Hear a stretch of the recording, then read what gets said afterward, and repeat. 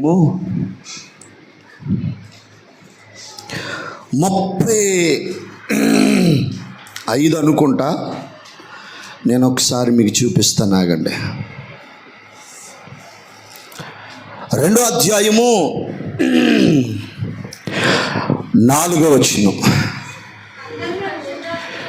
అందరూ పరిశుద్ధాత్మతో నిండిన వారై ఆత్మవారికి వాక్యపు శక్తిని అనుగ్రహించిన కొలది అన్య భాషలతో చెప్దామా? నిశ్చయముగా ఈ లేఖనములో నుంచి ప్రభువు మనతో సంపూర్ణంగా మాట్లాడును గాక. చెప్పండి బిగ్గరగా, హల్లెలూయా. బిడ్డలారా, సంఘానికి చాలా ప్రాముఖ్యమైనటువంటి సందేశం ఇది. సంఘంలో అందరూ మనస్కరించవలసిన సందేశం, మనస్సు పెట్టవలసిన సందేశం ఏంటి? పరిశుద్ధాత్మతో నింపబడాలి. ఆమేన్ చెప్పండి, హల్లెలూయా. దేవుని బిడ్డలారా, పరిశుద్ధాత్మతో నింపబడాలి. చాలా మందిలో ఈ అనుమానం కలుగుతుంది, పరిశుద్ధాత్ముడు ఎవరు, ఆయన చేసే పనేంటి, అసలు ఆయనను మనం ఎందుకు పొందుకోవాలి అనే ప్రశ్నలు మీకు అర్థం కావాలి. పరిశుద్ధాత్ముడు అంటే త్రిత్వములో ఏకత్వము కలిగిన వాడు. అర్థమైందా? మనలను యేసయ్య స్వరూప్యములోనికి మార్చగలిగినటువంటి దేవుడు. మనము దేవుని బిడ్డలారా నిత్యత్వానికి పొందుటకు కారణభూతుడు పరిశుద్ధాత్ముడు. ఆమె తండ్రి అయిన దేవుడు, కుమారుడైన దేవుడు, పరిశుద్ధాత్ముడైన దేవుడు. బిడ్డలారా, పరిశుద్ధాత్మ దేవుడు ఖచ్చితంగా మనలో పని చేయాలి. మనలో పరిశుద్ధాత్ముడు పనిచేస్తేనే నీది కరెక్ట్ భక్తి. నువ్వు పరిశుద్ధాత్మ పొందకుండా ఎన్ని సంవత్సరాలు భక్తి చేసి, మీరు యెరూషలేము నుండి వెళ్ళక నా వలన వినిన తండ్రి యొక్క వాగ్దానము కొరకు కనిపెట్టండి. స్తోత్రం చెప్పండి. వాగ్దానము చెప్పండి. ఏంటి? పరిశుద్ధాత్ముడు వాగ్దానము చేయబడిన వాడు. హల్లెలూయా. మనము చాలా వాగ్దానాలు అనుభవిస్తాం, అసలు వాగ్దాన పుత్రుడైన పరిశుద్ధాత్మను అనుభవించం. ఏమని చెప్పాడట? కనిపెట్టండి, ఆ వాగ్దానము కొరకు కనిపెట్టండి. ఏంటి ఆ వాగ్దానం అంటే, నేను నెలలో బాప్తిస్మం ఇచ్చాను కానీ కొద్ది దినాలలో మీ పరిశుద్ధాత్మలో బాప్తిస్మం. ఆమేన్ చెప్పండి. పరిశుద్ధాత్మ బాప్తిస్మం అంటే కూడా ఆత్మచేత నింపబడడమే. హల్లెలూయా. ఏమండోయ్, పరిశుద్ధాత్మతో నింపబడాలి ఖచ్చితంగా. సంఘం ఖచ్చితంగా ఆత్మతో నింపబడాలి. సంఘం ఖచ్చితంగా ఆత్మచేత నడిపించబడాలి. హల్లెలూయా, హల్లెలూయా. ఆత్మచేత నింపబడితే ఏం జరుగుతుంది? చదవండి ఒకసారి. ఆత్మతో నింపబడితే ఏం జరుగుతుంది? దేవుని బిడ్డలారా, రోమీయులకు రాసిన పత్రిక 8వ అధ్యాయము 9వ వచనం చదవండి. దేవుని ఆత్మ మీలో నివసించి ఉన్న ఎడల మీరు ఆత్మ స్వభావము గలవారే గాని. చూడండి, ఒక్క మాట నా వైపు చూడండి. ఆ మాట 8:9లో, మీలో దేవుని ఆత్మ మీలో నివసించిన ఎడల మీ స్వభావం ఎలాంటి స్వభావం అంట? ఇంకొక మాట నేను చదివిస్తాను. తీతు పత్రిక 3:5 చదవండి. తీతుకు రాసిన పత్రిక 3వ అధ్యాయం 5వ వచనం చదవండి.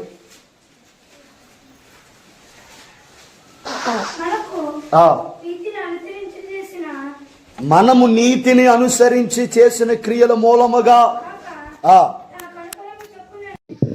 తన కనికరము చొప్పుననే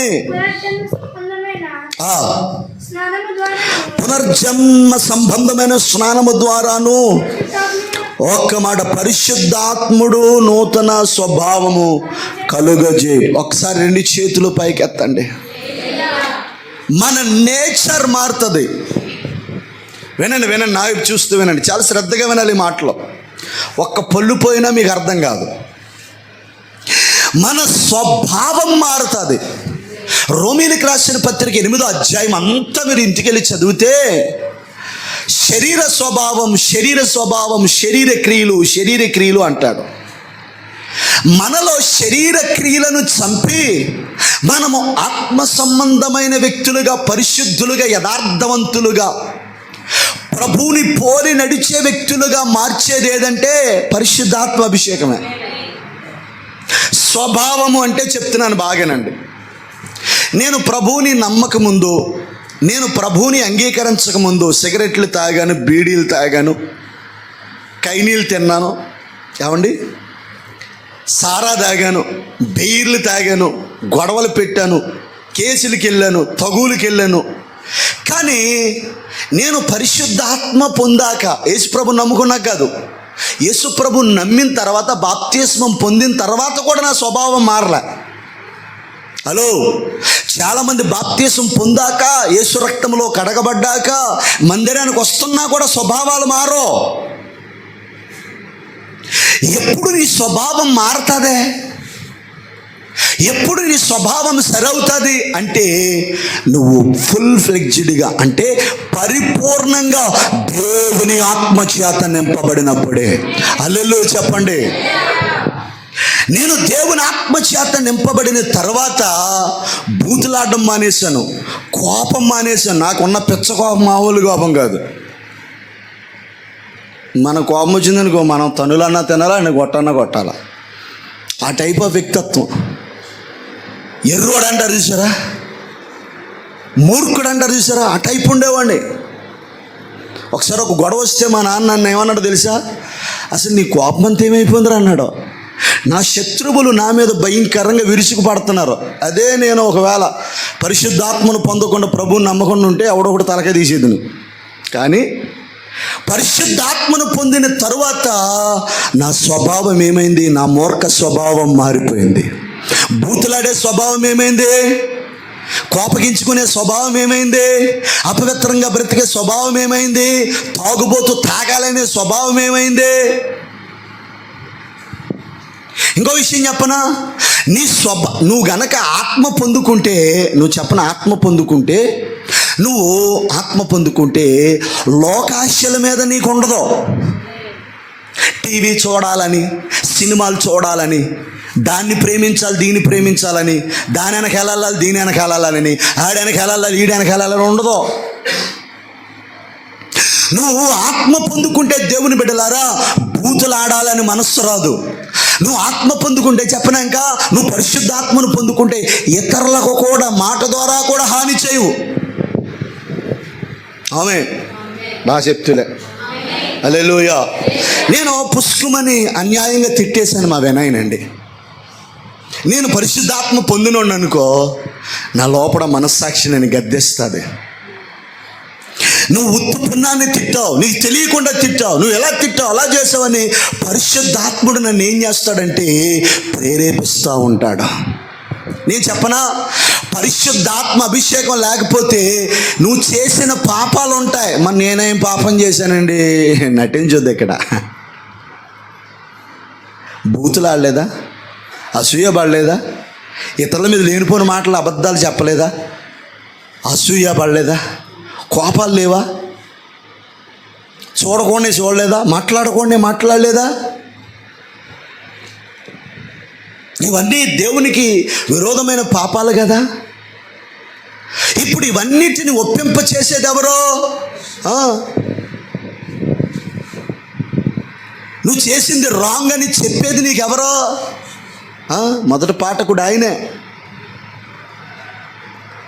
పరిశుద్ధాత్ముడు నువ్వు దేవుని వాక్యానికి కానీ, పరలోకానికి కానీ, యేసయ్యకి కానీ విరోధంగా బ్రతికితే ముందు నీ మనసులో ఏం చేస్తాడంటే, అమ్మా నువ్వు చేసింది తప్పు, అయ్యా నువ్వు చేసింది తప్పు, నువ్వు ఎలా మాట్లాడావు.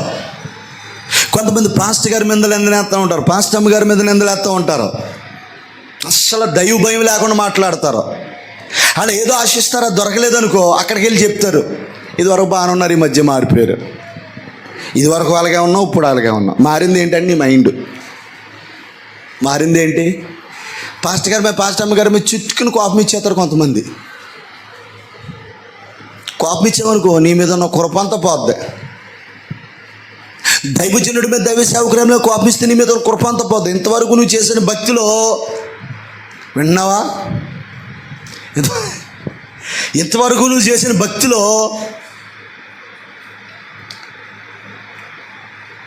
ఎంత దేవుడు మురిసిపోయి ఆ చిన్న మాటకి నిన్ను వదిలేస్తాడు. చిన్న మాటకి ఓ మాట చెప్తాను. పాస్టమ్మ గారు దోషమే చేశారు, దేవుడు చూస్తాడండి.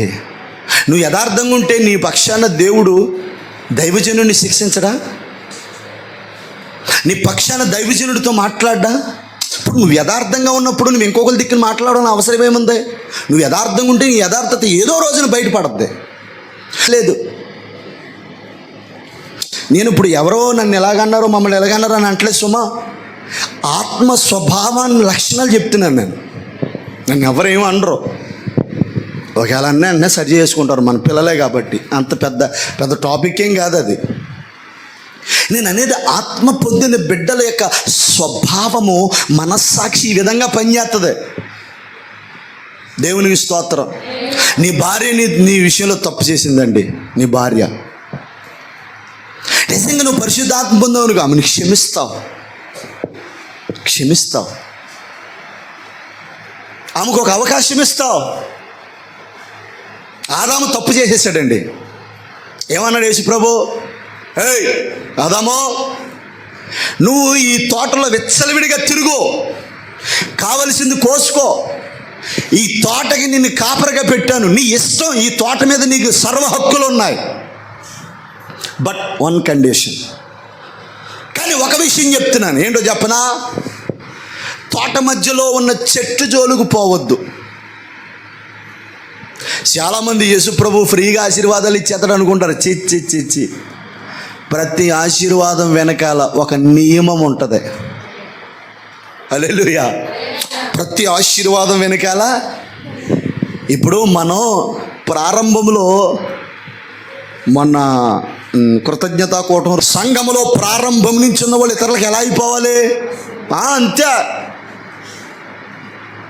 హల్లెలూయా. ప్రారంభం నుంచి ఉన్న వాళ్ళు ఎలా మారిపోవాలి? అసలు ఈ పరిచర్య ఎంత సాగుతుందంటే, ప్రారంభంలో ఎన్ని కష్టాలు పడ్డారు మా సేవకులతో పాటు మేము కూడా. నాకు తెలుసండి, భాగ్యలక్ష్మి అమ్మ కూడా ఈ చిన్న ఈ రాళ్ళేరి నెత్తి మీద కట్టుకుని వచ్చి అందులో వేసింది. నాకు తెలుసు. ఆ మందిరంలో నేను ఎవరిని మర్చిపోనండి. వాళ్ళ కోసం నిత్యం ప్రార్థన చేస్తా. మందిరానికి సహకరించిన వారు, పనిచేసిన వారు అందరి కోసం ప్రార్థన చేస్తాను. నాకు గుర్తుకొచ్చిన ప్రతిసారి ప్రార్థన చేస్తాను. ఎందుకో తెలుసా? మందిరం కోసం సహకరించిన వారు, మందిరం ఇచ్చిన వారు అందరి కొరకు. నేను చెప్పనా, అలా ఇచ్చిన వారు, పనిచేసిన వారి జీవితాలు వెలుగుతూనే ఉంటాయి. ఒకవేళ మీ మీద దేవునికి ఏదైనా బాధ కలిగినా, మీరు చేసిన పరిచర్య, మీరు చేసిన ఆ సమర్పణ చూస్తాడు. కాదు చిన్న పొరపాటుకి నా పరిచర్య ఎంత ఆశీర్వదించబడ్డానికి కారకులైన ఆ బిడ్డలు నేను ఏమన్నాని, మీరు చేసిన చిన్న పరిచర్యకే దేవుడు ఆశీర్వదించేస్తారు. కొంతమందికి మీదకి దేవుడు చాలా ఉగ్రత, మనం అనుకుంటాం ప్రభు వాళ్ళ మీద పెద్ద ఉగ్రత వచ్చేద్దామో, అలా అయిపోరు అనుకుంటాం. కాదు, వాళ్ళ పట్ల దేవుడు ఏదో ఉద్దేశం ఉంటుంది. కానీ కొంతకాలం సైలెంట్ అవుతాడు. ఆమె ఇప్పుడు మా వినయన్ లోకంలో కలిసిపోయాడండి. బన్నిబాబు ఉన్నాడు, నా కొడుకే కాబట్టి, వాళ్ళిద్దరు నా కొడుకులే. హల్లెలూయా. ఇప్పుడు బన్నిబాబు లోకంలో కలిసిపోయాడండి. దేవుడు వెంటనే శిక్షించాడు, వెంటనే భస్మం చేశాడు. అలా చేసేది ఆయన దేవుడు కాదు. ఎంతకాలం తను దేవుని కొరకు పడిన ప్రయాసంతా గుర్తు తెచ్చుకుంటాడు. కోపం వస్తుంది ఒక వైపున, బాధ కలుగుతుంది ఒక వైపున, ఏం చేయాలి అంత కోపం వచ్చేది ప్రభువుకి. కానీ వారు చేసిన భక్తి, వారు చేసిన ప్రయాస, వారు చేసిన త్యాగాలు గుర్తు తెచ్చుకుని ఆగుతాడు. కానీ మారు మనసు పొందడానికి అవకాశాలు ఇస్తాడు. ఏం పొందడానికే? మారు మనసు పొందడానికే. ఈ అవకాశాలు ఉపయోగించుకుని మరలా ప్రభు దగ్గరికి వచ్చేస్తే పర్వాలేదు. అలా రాలేదనుకో చూస్తాడు. ఒక 20 సార్లు, 30 సార్లు, 40 సార్లు. ఏం కావలేదనుకో సైతాన్ని అంటాడు, అరే బాబు ఆడు నీ బిడ్డే, ఇప్పుడు దాకా ఆడిని కాపలా కాసుకుంటూ వచ్చాను కానీ నా వల్ల కదక, నేను ఎంత నా రెక్కల చోటును దాయాలనుకున్నా ఏమైపోతున్నాడో, ఎగిరెగిరి వెళ్ళిపోతున్నాడు. కాబట్టి నో ప్రాబ్లం, వెళ్ళిపో, ఇక నీ బిడ్డ దేవుని స్తోత్రం. హల్లెలూయా. కాబట్టి నీ బిడ్డ కాబట్టి నీకు అప్పగించేస్తున్నాను, చిత్తగించుము, నీకు నచ్చినట్టు చెయ్యి అంటే ఆడు ఆడుకుంటాడో నీ నెత్తి మీద ఎట్టుకుని హల్లెలూయా ఏడ్చి రక్తమే చేయి. అప్పుడు వస్తే నీ మీద సర్వరోగాలు, అప్పుడు వస్తే సకల దరిద్రాలు, అప్పుడు వస్తే నష్టాలు, అప్పుడు వస్తే కష్టాలు, అప్పుడు వస్తే వ్యాధులు, అప్పుడు వస్తే దుఃఖాలు. అప్పుడు నువ్వు ఎంత ప్రార్థన చేసి యేసుప్రభు అందుబాటులో ఉండడు. ఎందుకంటే ఆయన అందుబాటులో ఉన్నంత కాలం నువ్వేం చేసావు? బెట్టు చేసావు. ఆయన అందుబాటులో ఉన్నంత కాలం ఏం చేసావు? బెట్టు చేసావు. హల్లెలూయా. ఇప్పుడు ఆయన నీకు దూరం అయిపోయాడు, ఇప్పుడు వస్తాడా? అందుకే హెబ్రీ పత్రికలు అంటాడు, యాసావు తర్వాత ఆశీర్వాదం పొందాలని ప్రయాసపడ్డాడు, కన్నీటితో ప్రార్థన చేశాడు. యేసుప్రభు అందుబాటులో ఉన్నంత కాలము, రెక్కల చోటులో ఉన్నంత కాలం యేసుప్రభు గురించి తెలియలేదు. యేసుప్రభు వదిలేసిన తర్వాత అర్థమైంది. తప్పిపోయిన కుమారుడు పరిస్థితి మీకు తెలుసు కదా. తండ్రి దగ్గర ఉన్నంతసేపు రాజయోగం రాజయోగం రాజయోగం, మహారాజులా బ్రతికాడు. తండ్రి మీద అడ్డం తిరిగాడు. తన తండ్రి మీద అడ్డం తిరిగి, అయ్యా నాకు రావాల్సింది నాకు ఇచ్చేయి, నాకు ఇక్కడ స్వేచ్ఛ లేదు, నువ్వు క్రమశిక్షణ పెడుతున్నావు, నువ్వు వచ్చేయకూడదు ఇచ్చేయకూడదు అంటున్నావు, అక్కడికి వెళ్ళకూడదు ఎక్కడ కూడా వెళ్ళకూడదు అంటున్నావు, అత్తెనకూడదు ఇచ్చేయకూడదు అంటున్నావు. నాది నాకు ఇచ్చేయి, నేను విచ్చలవిడిగా బ్రతకాలనుకుంటున్నాను. కొంతమంది అనుకుంటారు నేను విచ్చలవిడిగా బ్రతకాలను. అలాంటి వాళ్ళని దేవుడేం అడ్డు పెట్టడం.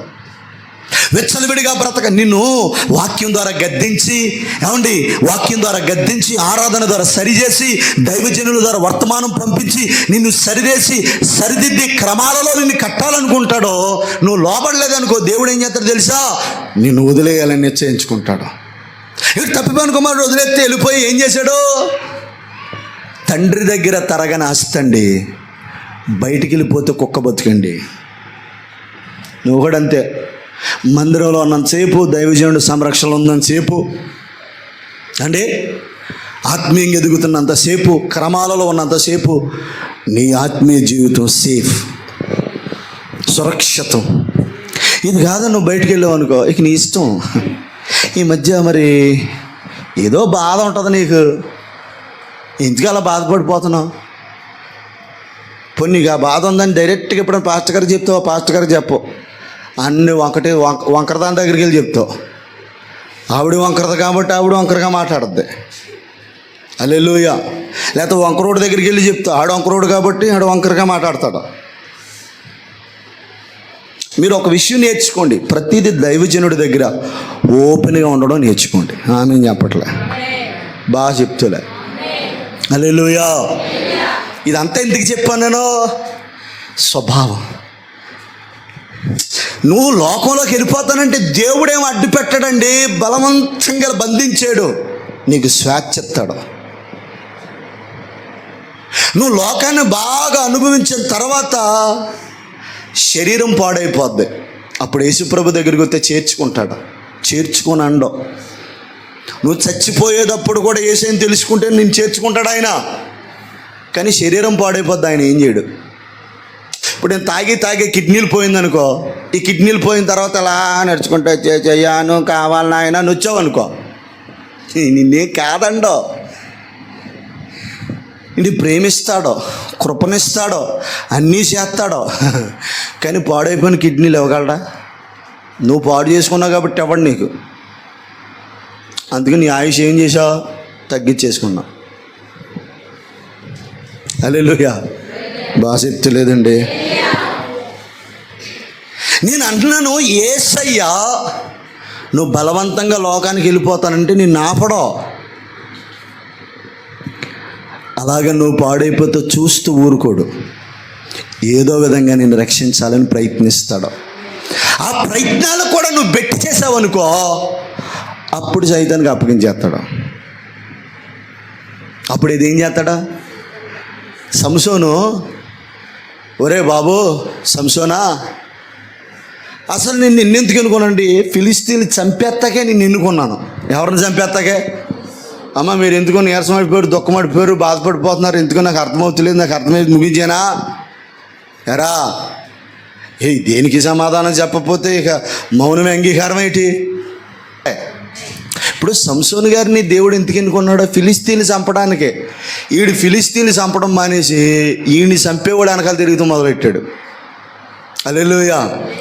ఇప్పుడు నేను అనేది ఏంటంటే నీ అలవాట్లు, నీ పద్ధతులు మారిపోతాయి. ఆత్మ పొందుకుంటే కరుకోటంగా ఉంటావు, బూతులాడతావు, అసూయలు ఉంటాయి, ద్వేషం ఉంటుంది. హల్లెలూయా. ఆవిడే పాడుతుందిలే, మేము ఎలా పాడతాం, మాకు ఎలా పాటలు వచ్చు, వాళ్ళకే. నేను అంటాను, ప్రియమైన దేవుని బిడ్డ, నీ స్వభావంలో మార్పు వస్తుంది ఆత్మ పొందుకుంటే. చూడండి, కొన్ని మాటలు త్వరగా నీకు చెప్పేసి నా మాటలు ముగిస్తాను. దేవునికి స్తోత్రం. అసలు పరిశుద్ధాత్మ చేత నింపబడకపోతే మనం ఎన్ని కృపను కోల్పోతానో మీకు చెప్తాను. రోమీలకు రాసిన పత్రిక 8:9. రోమీలకు రాసిన పత్రిక 8.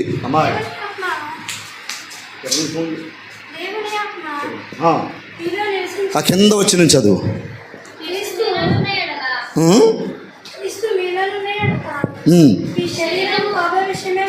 ఎవడైనను క్రీస్తు ఆత్మ లేని వాడైతే వాడు ఆయన వాడు కాదు. చెప్పండి. ఆత్మ లేని వారు, బాగా చెప్పండి తల్లి, ఆత్మ లేని వారు ప్రభువుకి సంబంధించిన వారు కాదు. అంతే. అసలు నువ్వు పరిశుద్ధాత్మతో నింపబడకపోతే ఎంత నష్టం ఉందో చూడండి. మనము పరిశుద్ధాత్మతో నింపబడితే మనము దేవుని సంబంధులం. స్తోత్రం చెప్పండి.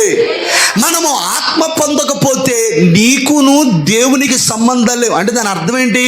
పరిశుద్ధాత్మ చేత నింపబడని వ్యక్తులకి యేసుక్రీస్తు ప్రభువుకి సంబంధాలు లేవట. నువ్వు మారు మనస్సు పొందిన తర్వాత మారు మనస్సు పొందిన తర్వాత, నీటి బాప్తిస్మం పొందిన తర్వాత నువ్వు చేరుకోవలసిన 3వ స్థాయి, 3వ మెట్టేంటో తెలుసా? నువ్వు పరిశుద్ధాత్మ శక్తి చేత నింపబడడం. నేను ఆత్మతో నింపబడాలంటే ఏం చేయాలి తెలుసా? నువ్వు ఆత్మ పట్ల నీకు దాహం ఉండాలి. పరిశుద్ధాత్మ నేను పొందుకోవాలి, అన్య భాషలు నేను మాట్లాడాలి, పరిశుద్ధాత్మ శక్తితో నింపబడాలి అనే దాహము నీలో ఉండాలి. ఆ దాహము లేకపోతే నువ్వు ఆత్మ చేత నింపబడవు. చాలామంది ఆత్మని ఇష్టపడరండి. ఇదేదో అల్లరంటారో, ఇదేదో గజిబిజి అంటారో, గోలంటారో, కేకలంటారో, కింద పడిపోతామంటారు, దొర్లేస్తామంటారు. నేను చెప్పనండి, కరెంట్ షాక్ కొట్టినోడు మామూలుగా బాగానే కొట్టావులే, ఇంకా కొట్టు అంటాడా? ఎరా బిడ్డ అంటాడు. నువ్వు ఆత్మ పొందుకున్న తర్వాత నీ లోపలికి వాక్శక్తి వచ్చినప్పుడు నువ్వు అన్య భాషలు మాట్లాడతావు. ఆ టైంలో కింద పడతావో తెలీదు. ఫస్ట్ టైము ఇక జీవితాంతం పడిపోతున్నావు అనుకో, అది తేడా ఆత్మ. హల్లెలూయా. దేవుని స్తోత్రం. ఆవిడ పొందుకున్నాను కింద పడిపోయి దొర్లేస్తుంది. నా ప్రారంభం నుంచి అలా దొర్లేస్తుంది. అసలు నేను ఒకసారి గట్టి ప్రార్థన చేసిన, ప్రభావం ఇది ఏ ఆత్మ నాయన మీరు నేను ఎప్పుడు వెళ్ళి ప్రార్థన చేయండి కింద పడి దొర్లేస్తుంది. ఇక నేను ఆత్మ కోవటం అంటే భయపడిపోయాడు. ప్రభా అసలు ఇది ఏ ఆత్మ? దేవుని స్తోత్రం. చూడండి, భ్రమపరచు ఆత్మ ఉంది, దురాత్మ ఉంది, వింటున్నారా? వెలిపించు ఆత్మ ఉంది, అపవిత్ర చాలా ఆత్మలు ఉన్నాయి. అందులో మనము స్వచ్ఛమైన పరిశుద్ధాత్మతో నింపబడాలి. ఆమేన్ చెప్పండి. దీపవృక్షములో అచ్చము దంచి తీసిన ఒలీవ నూనె వేయాలి, కల్తీ నూనెలు పోయకూడదు. అంటే పరిశుద్ధాత్మలో కూడా ఏమండి, ఆత్మలో కూడా కల్తీ ఆత్మలు ఉన్నాయి. దేవుని స్తోత్రం. హల్లెలూయా. బైబిల్లో ఆత్మ ఎలా పొందారో, కోటిచ్చి కొడితే ఆత్మ పొందరు, నెత్తిపై నీరో చేత ఆత్మ పొందరు. బైబిల్లో యేసుప్రభు ఊది ఆత్మ పొందని అన్నాడు. రెండోది, చేతులుంచితే ఆత్మ పొందారు. దేవుని స్తోత్రం. బాగా చెప్పాలి. గడ్డి తినేత ఆత్మ వచ్చేస్తుంది, నెత్తిపై నీరు ఆత్మ వచ్చేస్తుంది, కోటిచ్చి కొడితే ఆత్మ చిచ్చి అవన్నీ సైతాన్ గడి అసలు అవన్నీ. పరిశుద్ధ వాక్యమే మనకు ఆధారం. ఆత్మ పొందుకోవడం ఎలాగంటే, 1 ఆసక్తితో, 2 స్తుతించడం ద్వారా, 3 ప్రార్థించడం ద్వారా, 4 దైవజనులు హస్త నిక్షేపణ చేయడం ద్వారా మనం పరిశుద్ధ ఆత్మను పొందుతాం. గట్టిగా స్తోత్రం చెప్పండి. ఇప్పుడు పరిశుద్ధాత్మ పొందకపోతే నీకును ఆయనకి సంబంధం ఉండదు. అంటే నాకు యేసుప్రభు తెలుసు కదా అన్నయ్య, తెలుసు. లోతైన సత్యాలు తెలవు, లోతైన సత్యాలు తెలియవు నీకు, పరలోక సంగతులు తెలియవు నీకు, దేవుని మనసు తెలవదు నీకు. అందుకే పడిపోతున్నావు, అందుకే జారిపోతున్నావు, అందుకే దేవుడిని వదిలేస్తున్నావు అప్పుడప్పుడు, అందుకే దేవుడి మీద నిందలేస్తున్నావు అప్పుడప్పుడు, అందుకే సంఘం మీద నిందలేస్తున్నావు అప్పుడప్పుడు, అందుకే సంఘాన్ని వదిలేస్తున్నావు అప్పుడప్పుడు. నిజంగా నువ్వు పరిశుద్ధాత్మ పొందితే నువ్వు సంపూర్ణంగా ఆయన హక్కులో ఉంటావు, ఆయన అండర్లో ఉంటావు, ఆయన సొత్తుగా ఉంటావు. ఆమేనండి. రెండోది చదవండి, యోహాను సువార్త 16వ అధ్యాయం 8వ వచనం. ముగించేస్తాను, ఇంకా నాకు అర్థమైపోయింది మీరు నిద్రకు వచ్చేసారు. వదలవా ఇక ఆపవా, అందుకే అన్నాను బేగా రాకూడదని, అయినా వదిలి తెలియదు. చదవండి, యోహాను సువార్త 16వ అధ్యాయం 8వ వచనం. ఆయన వచ్చి పాపమును గూర్చియు నీతిని గూర్చియు తీర్పును గూర్చియు లోకమును ఒప్పింపచేయును. ఒకసారి 2 చేతుల పైకెత్తి స్తోత్రం చెప్పండి. పరిశుద్ధాత్మ దేవుడు మనలోనికి వస్తే జరిగే రెండవ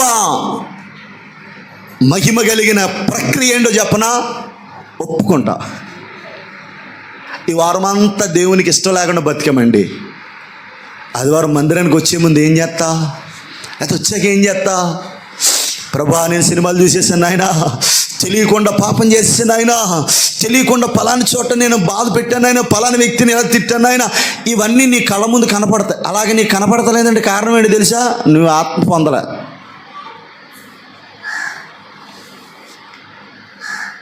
కొంతమందిని నేను ఒక మాట చెప్పి నేను ఎవరన్నా గాయపెట్టాను అనుకోండి, ముందు నేను గాయపడిపోతాను. ఏదో రీతికి అలా క్షమాపణ చెప్పడమో, పోనీ అది రాంగ్ అయిందని చెప్పడమో ఇది చెప్తాను. ఎందుకంటే నా లోపల ఎవరు పని చేస్తున్నారు? నేను చెప్పిన దేవుని బిడ్డలారా, మనము పరిశుద్ధాత్మను పొందితే మొదటగా మన అవిధేయతలు ఒప్పుకుంటాం, వాక్యానికి విరోధమైన మన చర్యలను ఒప్పుకుంటాం, మన పాపములను ఒప్పుకుంటాం, మన బుద్ధిహీనతను ఒప్పుకుంటాం, మన అక్రమాలను ఒప్పుకుంటాం. చాలామంది వాళ్ళలో వాళ్ళు ఉంటే కానీ ఇతరుల మీద నిందలు మోపుతారు. అలాగే ఉన్నారండి, ఏళ్ళగా ఉన్నారండి, అది అలాగ ఉందండి, ఇది ఎలాగ ఉందండి అంట. నిజంగా మనం ఆత్మను పొందిన బిడ్డలమైతే, ఒక వ్యక్తి ఆత్మ పొందితే మొదటగా అతనిలో జరిగే ప్రక్రియ ఏంటో తెలుసా? నువ్వు ఎక్కడ దేవునికి బాధగా మిగిల్చావో, బాధ పెడుతున్నావో ఆ విషయాలు ఒప్పుకుంటాం. ఆమేనానండి. ఇంకో మాట చెప్తాను. చాలాసార్లు మనం అనుకుంటాం, ప్రభు నేను వాడబడాలి, నేను ఇంకా బాగుండాలి, ఇంకా మహిమకరంగా సంఘానికి నేను ఆశీర్వాదకరంగా మారాలి ప్రభు అనుకుంటాం. అలా మారకపోవడానికి కారణం ఏంటి తెలుసా? నీ లోపల ఇంకా ఒప్పుకోవలసిన అవిధేయతలు ఎక్కడో ఉన్నాయి. అసలు ఈ ప్రసంగాన్ని ఇంకా చేస్తే చాలా ప్రసంగం, కానీ నేను చాలా కుదించి చెప్పుకుంటూ వెళ్ళిపోతున్నాను. ఆకాను సేనారు వస్త్రాన్ని దాచుకుని తన గుడారములో పెట్టుకున్న కారణం చేత హాయి పట్టణాన్ని తక్కువ ప్రజలతో యుద్ధం చేసి గెలిచి రావలసిన యెహోషువ సైన్యం ఇశ్రాయేలీయులు ఓడిపోయారు. నేను చెప్పన మన జీవితాలలో ఓటమిలకి కారణం ఏంటి తెలుసా? నీ లోపల దాగి ఉన్న అవిధేయతలో. ఇంకో మాట చెప్తాను, ఒకసారి నా వైపు చూస్తారా? ఇంకో చెప్పనా, రహస్య పాపాలు ఉండవు. చాలామంది వారి అవిధేయతలో ఒప్పుకోకుండా కోటింగ్ వేసాలేస్తారు, వేషధారత్వం. ఇప్పుడు నేను చెప్తున్నాను, మనము గనక ఆత్మను పొందుకుంటే మనం ఎక్కడ దేవునికి అవిధేయంగా ఉన్నామో అది ఒప్పుకుంటాం. అది మనకు తెలిసిపోద్దే, ఒప్పుకుంటాం. మూడో మాట చెప్పేసి ముగించేస్తాను. చేతులు పైగా స్తోత్రం చెప్పండి. రాత్రే ప్రార్థన చేసుకున్నానమ్మా, గంట కంటే ఎక్కువ శక్తి లేదు నాయన, కనీసం 2 గంటలన్న వాక్యం చెప్పే శక్తి నేనైనా, నా శక్తి ఇచ్చాడు కానీ మీకు శక్తిహీనులు అయిపోతున్నారు. హల్లెలూయా. బాగా శక్తి లేదండి. కోపం వచ్చిందా? చెప్పనా మానేనా? అబద్ధం లేకుండా చెప్పండి. మీరు వద్దన్నా చెప్తే ఇదిగో లిస్ట్, ఈ లిస్ట్ అవ్వాలి. కానీ ఎన్ని ఉన్నాయి చెప్పనా? 7. చూడండి. మూడోది ఏంటంటే, రోమీయులకు రాసిన పత్రిక 8వ అధ్యాయం 14వ వచనం. ఇది చెప్పేసి ముగించేస్తాను అమ్మా. దేవుని ఆత్మచేత ఎందరూ నడిపించబడుదురో వారు ఆయన పిల్లలు. స్తోత్రం చెప్పండి. బిడ్డలారా, మనము ఆత్మను పొందుకుంటే ఆయన ఆలోచనల చేత మనల్ని నడిపిస్తాడంట. ఆమేనానండి. కొన్నిసార్లు మన జీవితం ఎలా ఉంటుందో తెలుసా? గజిబిజిగా ఉంటుంది. ఎలా ఉంటుందండి? అసలు ఎటు వెళ్ళాలో, ఏం చేయాలో, నా లైఫ్ ఏంటి, నా జీవితం ఏంటి, నా గమ్యం ఏంటి, అసలు నేనేం చేయాలి, ఇలాంటి గలిబిళ్ళన్నీ ఉంటాయి. ఇప్పుడు మనం పరిశుద్ధాత్మను పొందుకున్నామనుకో, పరిశుద్ధాత్ముడు ఏం చేస్తాడు తెలుసా? నువ్వు ఎలా నడుచుకోవాలి నీకు డైరెక్షన్ ఇస్తాడు. హల్లెలూయా. అందుకే ఆయన పేరు ఆలోచనకర్త. అంటే ఆలోచనలు ఎవరిస్తారో? నరుని హృదయంలో అనేక ఆలోచనలు పుడతాయి, కానీ యెహోవా తీర్మానము స్థిరమవుతుంది. నేను అంటాను బిడ్డలారా, ఒకటి ఆత్మను పొందుకుంటే, దేవుని బిడ్డలారా, మనం ఆత్మతో నింపబడితే ఆయన సంబంధులంగా మారుతాం. 2, ఆత్మతో నింపబడితే రహస్య పాపాలు ఉండవు, వాక్యానికి విరోధమైన అవిధేయతలు ఒప్పుకుంటాం. 3వది, ఆత్మను పొందుకుంటే విన్నారా, మనము ఆయన పిల్లలం. తర్వాత మనం ఆత్మను పొందుకుంటే నడిపించబడతాం. దేవుని చిత్తం లేని వ్యక్తులతో నిన్ను ఉండనివ్వడం, దేవుని చిత్తం లేని స్థలాలకి నిన్ను వెళ్ళనివ్వడం, దేవుని చిత్తం లేనటువంటి పనులు నేను చేయనివ్వడం. ఎప్పుడో ఆత్మను పొందుకుంటే. నేను కూడా దేవుని బిడ్డలారా చాలా స్నేహాలు కట్ చేశాను, చాలా ప్రాంతాలకు వెళ్తాం మానేశాను. ఎందుకంటే పరిశుద్ధాత్ముడు అనుమతి ఇవ్వలేదు. చాలా పరిచర్యలు స్టార్ట్ చేశాను నేను, దేవుడు వాటిని నాకు అనుమతి ఇవ్వలేదు. నేను చెప్పనా, నువ్వు ఆత్మను పొందుకుంటే అనుమతి, ఆయనకి ఇష్టం లేని పనులు నీలో జరగనివ్వడం. ఆమేన్ చెప్పండి. ఆయన ఇష్టం లేని చోట్లకి వెళ్ళనివ్వడం, ఇష్టం లేని వ్యక్తులతో ఉండనివ్వడం. నీకు ఆలోచనలు ఇస్తాడు, ఆయన ఆలోచనలు ఇస్తాడు. ఏం చేస్తే బాగుంటుంది, ఎలా ఉంటే బాగుంటుంది, ఎలా నడుచుకుంటే బాగుంటుంది, ఇవన్నీ నీకు నేర్పిస్తాడు. కాబట్టి మనము ఖచ్చితంగా పరిశుద్ధాత్మతో నింపబడుదుగాక. దేవుడు తన మాటలు దీవించునుగాక. ఆమేన్. కళ్ళు మూసుకొని ప్రార్థన చేద్దాం.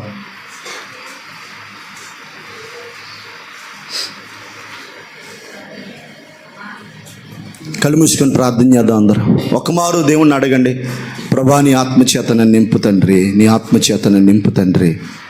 అడగండి. వచ్చే వారం మీరందరూ నింపబడాలి.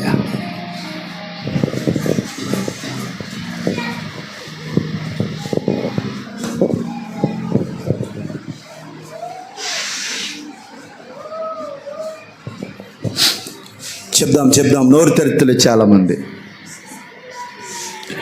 నన్ను నీ ఆత్మచేత నింపు నాయనా, నన్ను నీ ఆత్మచేత నింపండి. యేసయ్యా, బిడా ఒకసారి ఆత్మచేత నింపబడుటకు రేపబడదాం. నన్ను ఆత్మచేత నింపండి ప్రభువా.